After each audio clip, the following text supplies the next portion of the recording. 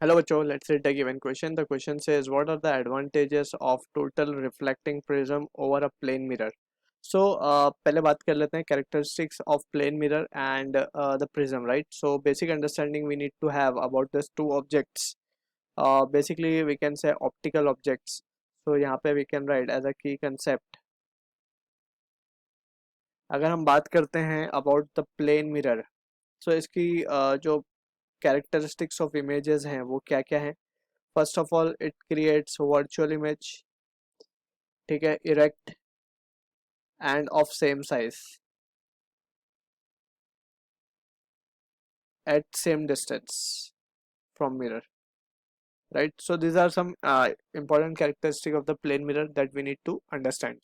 Also we can say, अगर हम बात करें प्लेन मिरर की, सो प्लेन मिरर का फॉर्मेशन कैसे होता है, बनता कैसे प्लेन मिरर, राइट?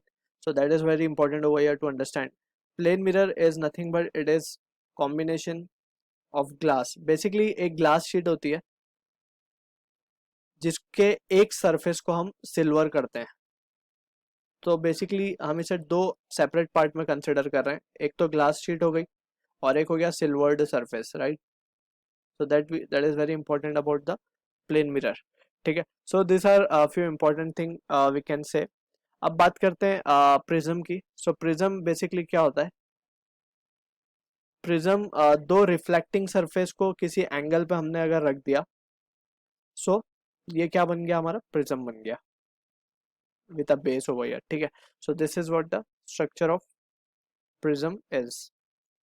अब prism are of different type, अलग अलग एंगल्स होते हैं.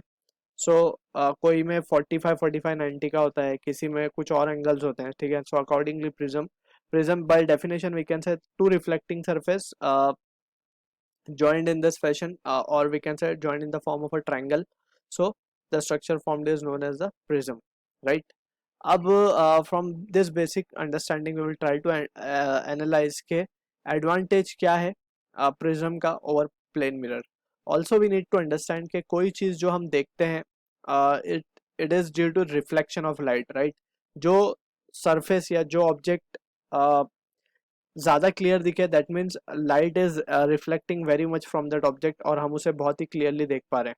ठीक है, अगर रिफ्लेक्शन प्रॉपर ना हो so we cannot see our image or we cannot see like the image of the object.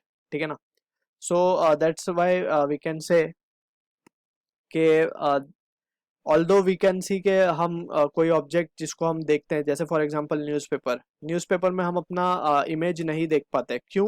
Because the difference between the reflection, तो एक होता है रेगुलर रिफ्लेक्शन, एक होता है डिफ्यूज्ड रिफ्लेक्शन. सो वहाँ से रिफ्लेक्शन जो, क्योंकि सरफेस अनइवन है, ठीक है ना, न्यूज़पेपर का, due to that reflection is of kind of scattered, वो पूरी तरीके से फैली हुई है रिफ्लेक्शन. सो हमें प्रॉपरली अपना सरफेस नहीं दिख पाता. So the more the surface is polished and the more clear we can see the image. So these are few important thing we need to remember. अब बात करते हैं हमारे क्वेश्चन की. सो क्वेश्चन में हमसे बोला जा रहा है कि प्लेन मिरर का प्रिज्म का फायदा क्या है प्लेन मिरर पे. So first of all let's try to understand this. So let's suppose we have a mirror. अभी जैसे हमने डिस्कस किया, मिरर का दो पार्ट है. एक तो सिल्वर सा फेस है, this is a face silvered, right, और एक ग्लास शीट है ये. अब इसमें क्या होता है, we can see as we have studied के रिफ्लेक्शन थोड़ा सा इसे और हम थोड़ा सा फॉर अंडरस्टैंडिंग पर्पज इसे थोड़ा सा और ब्रॉड बना लेते हैं ताकि we have a better clarity. ठीक है ना? ऑल्दो बहुत पतला होता है, just for sake of understanding we are drawing it very broad. So यहाँ पे we can see light ray let's say enter करती है, ठीक. और यहाँ पे अगर हम नॉर्मल ड्रॉ करें, सो वी नो कि अब ये रेयर से डेंसर की मीडियम की तरफ जा रही है, सो it will bend towards the normal. तो ये टुवर्ड्स द नॉर्मल होगी, फिर ये अंदर ही अंदर कुछ रिफ्लेक्शन कर देगी. ठीक है,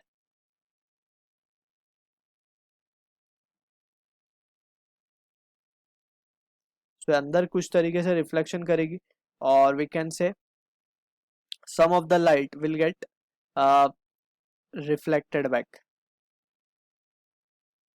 कुछ ग्लास से रिफ्लेक्ट हो जाएंगे और that only will be responsible for formation of, अगर यहाँ पे हम मान ले कि एक ऑब्जेक्ट रखा हुआ है, सो यहाँ पे एक इमेज बनेगी, फर्स्ट इमेज. I1, ठीक है ना, ये ऑब्जेक्ट है। सिमिलरली वी कैन से यहाँ पे जो रे आएगी that will be again we can say कि अब ये जो रे है अंदर से आ रही है फ्रॉम डेंसर टू रेरर। तो अगर हम यहाँ पे एक नॉर्मल ड्रॉ कर दें, so it will bend away from the normal, right. So away from the normal means इस तरीके से कुछ बेंड हो जाएगी, and we can have another image over here. So इस तरीके से we will we can see we will be getting the images, ठीक। Also we can clearly see के क्योंकि इंटरनली वो ज़्यादा रिफ्लेक्शन हो रहा है, इंटरनली रिफ्लेक्शन हो रहा है, सो इसकी वजह से there will be loss of intensity, right. Intensity loss होगा यहाँ पे, so we can say due to loss of intensity, due to loss of intensity inside the glass, reflection is not 100%, reflection of uh, या just हम कहेंगे reflection is not 100%। यहाँ पर 100% हम बात कर रहे हैं इंटेंसिटी की, intensity of reflection is not 100%, right. So this is the important point we need to remember. अब हम बात करते हैं प्रिज्म का क्या फायदा है इसमें। अगर let's say we are considering a prism, ठीक है, सो प्रिज्म में a specific type prism we are considering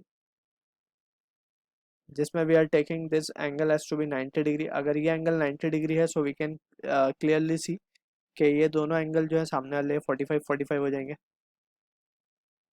ठीक है। अब इसमें से अगर लाइट इंसिडेंट करती है so due to the phenomena of total internal reflection, right. So यहाँ से अगर लाइट एंटर करती है at an angle greater than critical angle, so it will get total internal reflected, ठीक है ना। so from this we can say or it will completely comes back, कुछ loss नहीं हो रहा है यहाँ पे लाइट का। अगेन वी कैन सी और रेस को अगर हम देखें सो कुछ इस तरीके से we can see the image, right. और ये हम इमेज देख सकते हैं यहाँ पे।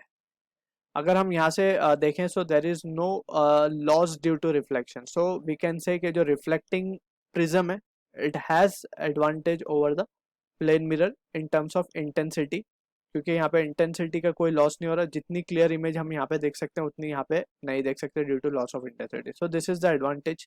सो I hope you understood the solution. All the best.